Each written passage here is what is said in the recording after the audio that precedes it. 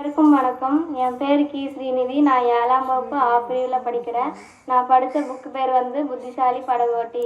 இதை எழுதினவர் ஆதிவள்ளியப்பன். இந்த புக்கில் என்னென்னா, ஒரு ஊரில் ஒரு ராஜா இருந்தார். அந்த ராஜாவுக்கு வெளிநாட்டு பொருட்கள் மேலே ரொம்ப ஆசையாக இருந்துச்சு.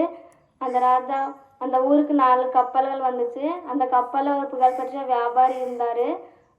அந்த கப்பலில் நிறையா வெளிநாட்டு பொக்கிஷம் இருந்துச்சு. வியாபாரி அரண்மனைக்கு போனார். அந்த ராஜா வியாபாரிக்கு அரண்மனை போனார். வியாபாரி ராஜா அவருக்கு அறுசுவை விருந்து வச்சார்.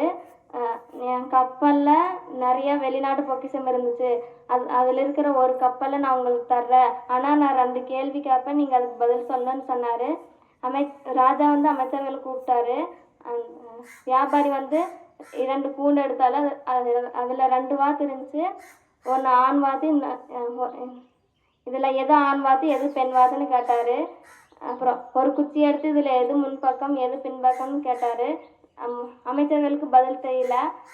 இந்த ராஜா உத்தரவு போட்டார், இந்த ஊருக்கு தண்டோரா போடுங்க.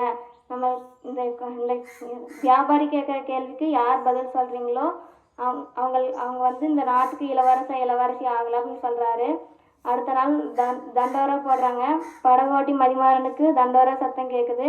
அரசவைக்கு போய் ராஜாவுக்கு வணக்கம் சொல்லிட்டு, எனக்கு இந்த கேள்விக்கு பதில் தெரியும், நீங்கள் எல்லாரும் ஆறு ஓடுற கரைக்கு வரணும்னு சொல்கிறாங்க.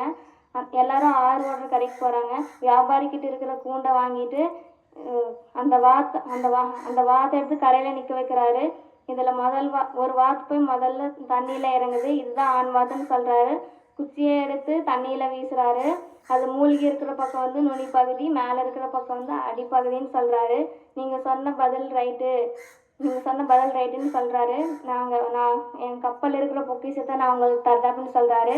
ராஜாவுக்கு ஒரு குழப்பம். இந்த கேள்விக்கு யாருக்குமே பதில் தெரியல, உங்களுக்கு மட்டும் எப்படி தெரிஞ்சுன்னு கேட்குறாரு.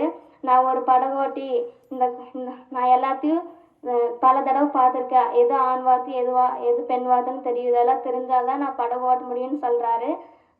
ராஜா இளவரசர் படகோட்டி மதிமாறனை பாராட்டினார். இந்த கதையிலேருந்து என்ன தெரியுதுன்னா, நம்ம எல்லாத்தையும் பார்த்து தெரிஞ்சு அறிஞ்சுக்கிட்டு நம்ம அறிவையும் வளர்த்துக்கணும். நன்றி.